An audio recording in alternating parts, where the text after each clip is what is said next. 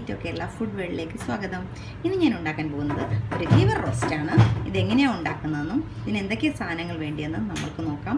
നിങ്ങൾ എല്ലാവരും ഇത് ഉണ്ടാക്കി നോക്കണം, എല്ലാവർക്കും ഇഷ്ടപ്പെടും.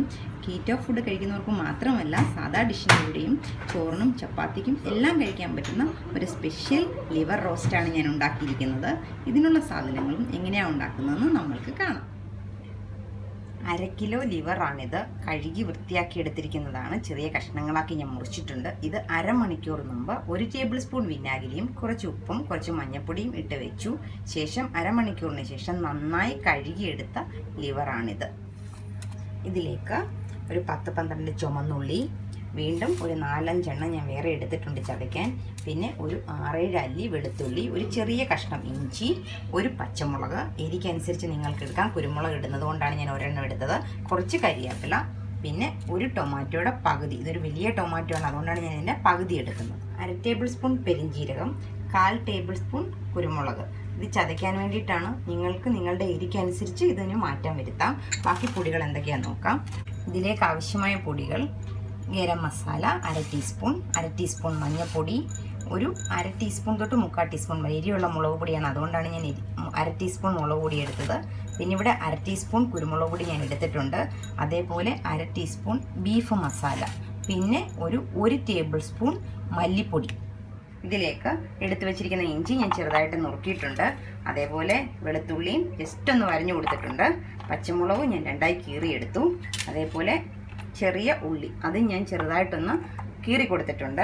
പിന്നെ ഒരു 4-5 കരിവേപ്പില. അതിനുശേഷം നമ്മൾക്ക് ഒരു 1/4 ടേബിൾ സ്പൂൺ, നിങ്ങൾക്ക് എരി എത്രയാണോ വേണ്ടി അത്രയും കുരുമുളക് ഇട്ട് കൊടുക്കാം. അതിനുശേഷം അതുപോലെ തന്നെ 1/2 ടേബിൾ സ്പൂൺ പെരിഞ്ജീരകം ഇട്ട് കൊടുക്കും. ഇനി ഇത് നമ്മൾക്ക് ചതച്ചെടുക്കാം. ചൂടായ പാനിലേക്ക് 2 ടേബിൾ സ്പൂൺ എണ്ണ ഞാൻ ഒഴിച്ചു കൊടുക്കുകയാണ്. ഇത് കീറ്റോ ഫുഡാണ്, അതുകൊണ്ട് ഓയിൽ റിച്ച് ഫുഡായിരിക്കണം. ചൂടായ വെളിച്ചെണ്ണയിലേക്ക് അല്പം കരിവേപ്പില ഇട്ട് കൊടുത്തു. ശേഷം എടുത്തു വെച്ചിരിക്കുന്ന ഈ ചതച്ച കൂട്ട്, ഇഞ്ചി, വെളുത്തുള്ളി, പച്ചമുളക്, കുരുമുളക്, അതേപോലെ പെരിഞ്ജീരകം, പിന്നെ ചെറിയ ഉള്ളി, ചതച്ച കൂട്ട് ഞാൻ ഇതിനകത്തോട്ട് ഇട്ട് കൊടുക്കുകയാണ്. ചെറുതായിട്ടൊന്ന് ഇളക്കി കൊടുക്കണം.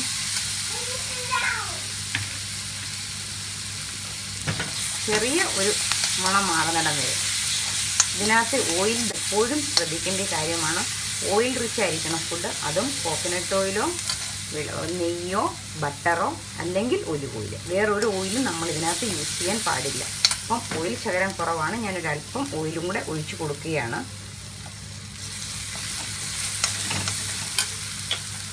ഏകദേശം വഴണ്ട് വന്നിട്ടുണ്ട്. ഇതിലോട്ട് നമ്മൾ അരിഞ്ഞു വെച്ച് ചെറിയ ഉള്ളി ഇട്ട് കൊടുത്തു. ഇനി ഇത് ചെറുതായിട്ടൊന്ന് വഴറ്റി കൊടുക്കണം.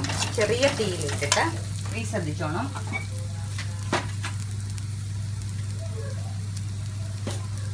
അല്പം ഉപ്പിട്ട് കൊടുക്കും.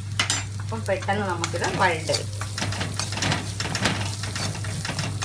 ഉള്ളി വഴണ്ട് വന്നിട്ടുണ്ട്. ഇതിലേക്ക് നമ്മൾക്ക് എടുത്തു വെച്ചിരിക്കുന്ന മല്ലിപ്പൊടി, ബീഫ് മസാല, കുരുമുളക് പൊടി ലാസ്റ്റിലിടാം, മുളക് പൊടി, മഞ്ഞൾപ്പൊടി, ഗരം മസാല, ഇത്രയും ഇട്ട് ഒന്ന് ഇളക്കി കൊടുക്കുകയാണ്. ഏകദേശം 1 മിനിറ്റോളം ചെറിയ തീയിൽ, ലോ ഫ്ലെയിമിൽ തന്നെ ഇടണം. ഇത് ഞാൻ വഴറ്റിയെടുത്തിട്ടുണ്ട്. ഇതിലേക്ക് ഇനി അരിഞ്ഞു വെച്ച ടൊമാറ്റോ ഇട്ട് കൊടുക്കുകയാണ്. ഇനി ഇത് നമുക്ക് അടച്ചു വെച്ചൊന്ന് വേവിക്കാം. ഒരല്പം വെള്ളം ഇനി ഇതിലേക്ക് ഒഴിച്ചു കൊടുക്കാം. അതല്ലെങ്കിൽ ഇത് അടിക്ക് പിടിക്കാൻ ചാൻസ് ഉണ്ട്, അതുകൊണ്ടാണ് 2-3 ടേബിൾ സ്പൂൺ മാത്രം മതി. ഇനി നമുക്കിത് ഒരു അടപ്പ് കൊണ്ട് അടച്ചു വെക്കാം. തക്കാളി വെന്ത് നന്നായി അതുമായിട്ട് ചേരണം. തീ വളരെ കുറച്ചേ വെക്കാവും. അത് ഒരു 2-3 മിനിറ്റിന് ശേഷം നമുക്ക് അടപ്പ് മാറ്റാം. മൂടി ഞാനൊന്ന് ഓപ്പൺ ചെയ്യുകയാണ്. ഒന്ന് ഇളക്കി കൊടുക്കാം. തക്കാളി എല്ലാം നന്നായി മെൽറ്റായിട്ടില്ല, നന്നായിട്ട് വെന്ത് ഇത് ഉടയണം. എങ്കിൽ മാത്രമേ നമുക്ക് ഉദ്ദേശിച്ച ഫലം കിട്ടുകയുള്ളൂ. വീണ്ടും അടച്ചു വയ്ക്കാം. ഞാൻ അടപ്പെടുത്തിട്ടുണ്ട്. നമുക്ക് വീണ്ടും ഇത് ഇളക്കി കൊടുക്കാം. ടൊമാറ്റോ നന്നായി വെന്തുടങ്ങിയിട്ടുണ്ട്.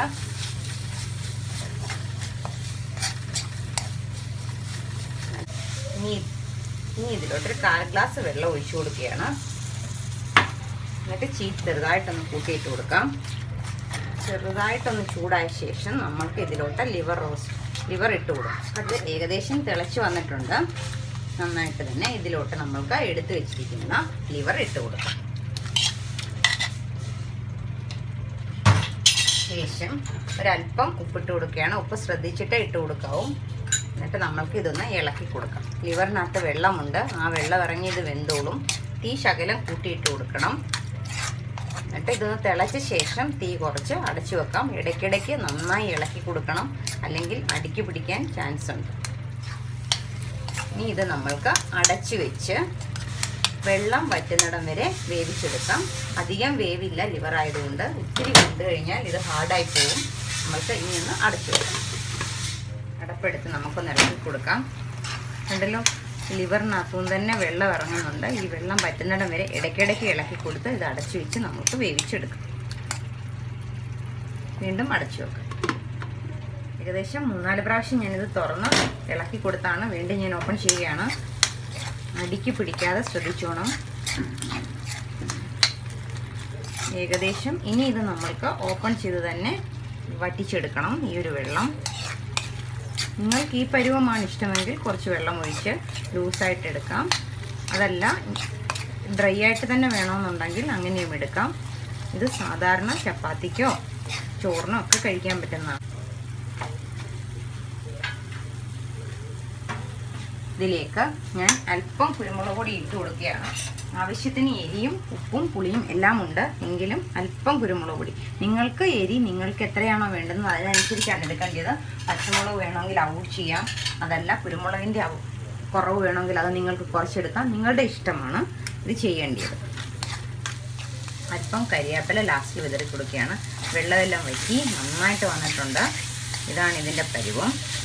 ഇനി ഞാൻ ഇതിനകത്തൊരു ചെറിയ പൊടിക്കൈ ചെയ്യുകയാണ്.